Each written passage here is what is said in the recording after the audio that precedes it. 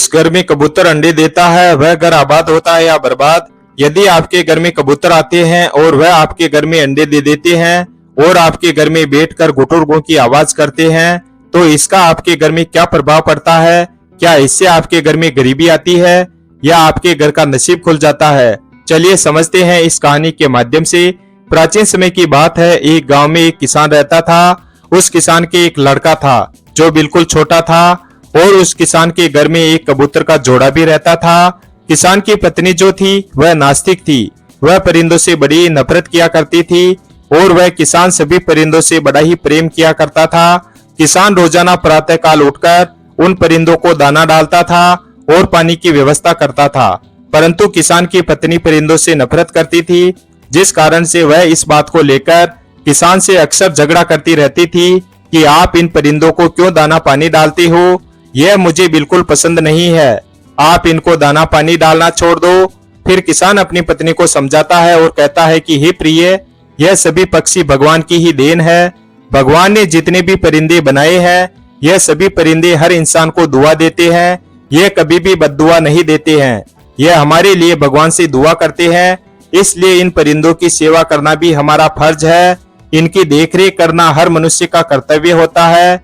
इनको दाना पानी डालना हर मनुष्य का कर्तव्य होता है और जो मनुष्य इन परिंदों को दाना पानी डालता है उनका भाग्य साथ देने लगता है। इस तरीके से किसान अपनी पत्नी को समझाता है, परंतु उसकी पत्नी पर इन बातों का कोई असर नहीं होता है। उसका तो रोजाना का काम था कि इसी बात को लेकर रोज झगड़ा करती रहती थी। वह हमेशा कहती रहती थी कि कबूतरों को मेरे घर से दूर भगाओ, मेरे घर के आसपास यह कबूतर बिल्कुल भी नहीं आने चाहिए। किसान की पत्नी सभी परिंदों से नफरत करती थी और अपने पुत्र से बड़ा प्रेम करती थी। अपने पुत्र को जी जान से प्यार करती थी, लेकिन परिंदों से और परिंदों के बच्चों से नफरत करती थी। किसान अपनी पत्नी को समझाने की खूब कोशिश करता, लेकिन वह बिल्कुल नहीं समझती थी। फिर एक दिन की बात है, किसान किसी काम से शहर जाता है और पीछे उसके घर में जो कबूतर और कबूतरी रहती थी वह किसान के घर में अंडे दे देती है।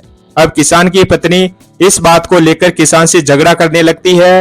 वह कहती है, इन अंडों को यहाँ से दूर फेंको, मैंने तुम्हें पहले ही कहा था कि इन कबूतरों को घर में मत रखो, लेकिन आप मेरी एक भी बात नहीं सुनते हो। अब देखिए, इन कबूतरों ने हमारे घर में अंडे दे दिए हैं, इन कबूतरों ने अंडे देकर यहाँ गंदगी फैला रखी है। इसी बात को लेकर किसान की पत्नी अपने पति से आए दिन लड़ाई झगड़ा करती रहती थी, लेकिन किसान अपनी पत्नी को बार बार यही समझाता कि इन्हें दाना पानी डालने से एक दिन इसका परिणाम तुम अपनी आंखों से जरूर देख लेना। एक दिन किसान किसी काम के लिए शहर में जाता है और शहर में जाने से पहले अपनी पत्नी को समझाता है और कहता है, हे प्रिय, हमारे घर में कबूतरों ने अंडे दे रखे हैं और तुम इन कबूतरों को बिल्कुल भी मत छेड़ना। जब तक इनके बच्चे अंडों से बाहर नहीं आ जाते और अपने माता पिता के साथ चले नहीं जाते, जब तक इनको बिल्कुल दुखी मत करना और रोजाना अपने हाथों से थोड़ा थोड़ा इनको दाना पानी डालते रहना, ताकि तुम्हारा भी अगला जन्म सुधर जाए और तुम्हारा भी भविष्य सुधर जाए। इस तरीके से किसान अपनी पत्नी को समझाकर वह शहर को चला जाता है। फिर किसान की पत्नी उन अंडों को तो नहीं छेड़ती है, परंतु वह दिन रात यही सोचती रहती है कि मेरे घर से इन कबूतरों को कैसे भगाऊं और इनके अंडों को यहाँ से कैसे और कहाँ फेंकूं। फिर किसान के पुत्र को अंडों के बारे में पता चल जाता है कि हमारे घर में कबूतरों ने अंडे दे रखे हैं।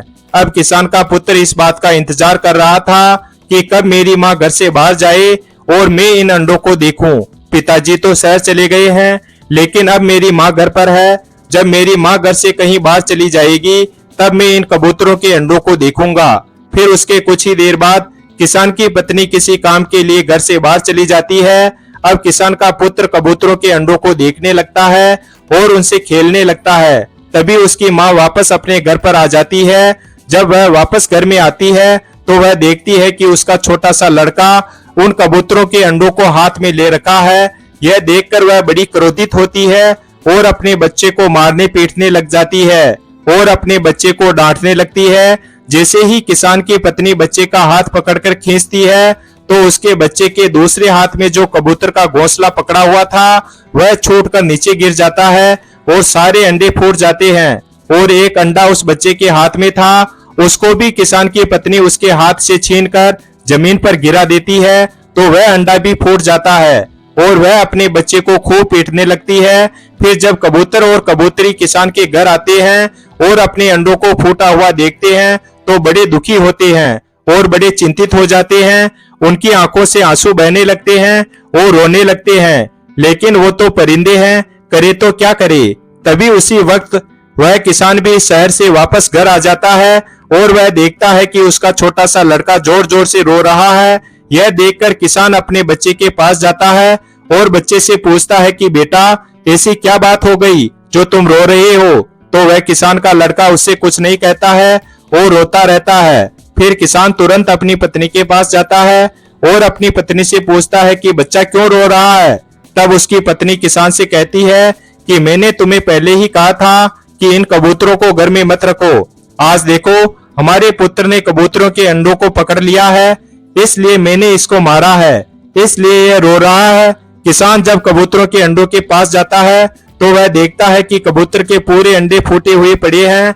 यह देखकर वह बड़ा दुखी होता है और फिर से अपनी पत्नी के पास आता है और अपनी पत्नी से कहता है कि तुमने कबूतर के पूरे अंडे फोड़ दिए हैं, अब कबूतर हमें जरूर बद्दुआ देंगे और हमको इनका भुगतान जरूर करना पड़ेगा।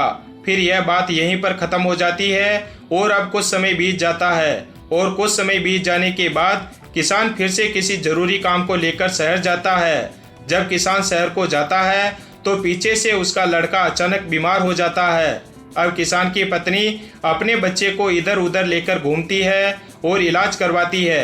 वह सोचने लगती है कि कल मेरा बच्चा बिल्कुल स्वस्थ था, इसके शरीर में तनिक भी कोई बीमारी नहीं थी, लेकिन आज अचानक से मेरा लड़का बीमार हो गया है।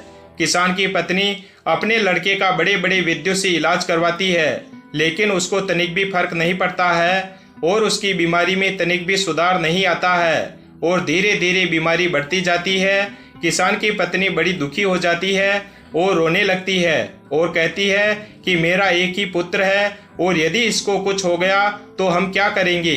किसान के पुत्र की हालत इतनी खराब हो जाती है कि उसकी बचने की कोई संभावना नहीं रहती है।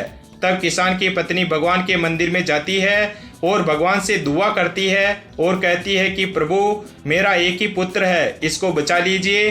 तभी किसान भी शहर से वापस आ जाता है और किसान आकर के अपने बच्चे को देखता है और अपनी पत्नी से कहता है कि मैंने तुम्हें पहले ही कहा था कि कभी भी किसी परिंदे की बद्दुआ मत लो, कभी भी किसी जीव जंतुओं की बद्दुआ मत लो, यह उसी का ही परिणाम है जो हमको भुगतना पड़ रहा है। तुमने कबूतर के पूरे अंडों को तोड़ा है, यह उसी का ही परिणाम है।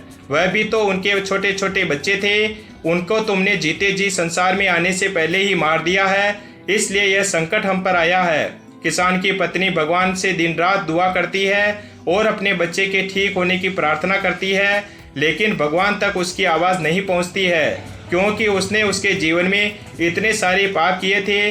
न जाने उसने कितने ही कबूतरों के अंडे फोड़े होंगे, न जाने कितने ही कबूतरों को अपने घर से मार पीट कर बेघर किया होगा। जब उसके बच्चे की हालत और भी ज़्यादा बिगड़ जाती है तब किसान भी भगवान की पूजा आराधना करने लगता है।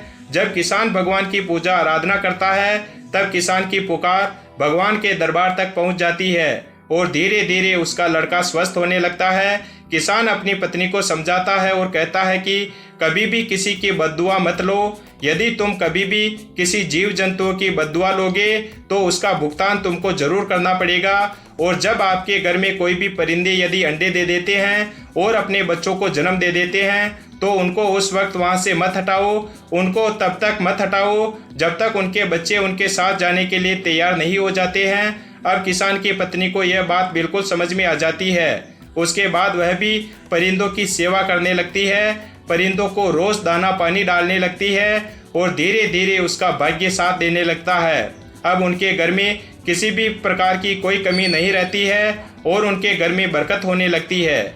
यदि आपके घर में भी कबूतर या कोई भी परिंदे अंडे दे देते हैं तो उनको बिल्कुल भी न हटाएं, उनको तब तक न हटाएं जब तक उनके बच्चे उनके साथ जाने के लिए तैयार नहीं हो जाते हैं।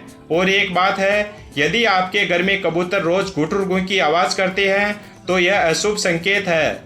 इनको अपने घर में या तो शुरू से बिठाना नहीं, और यदि बिठा दिया तो फिर उनकी सेवा करो और उनको दाना पानी डालते रहो। वीडियो अगर पसंद आया हो तो वीडियो को लाइक और हमारे चैनल शिव भक्त को सब्सक्राइब करें और अपने दोस्तों के साथ शेयर करें। धन्यवाद। और कमेंट करके बताएं यह वीडियो आप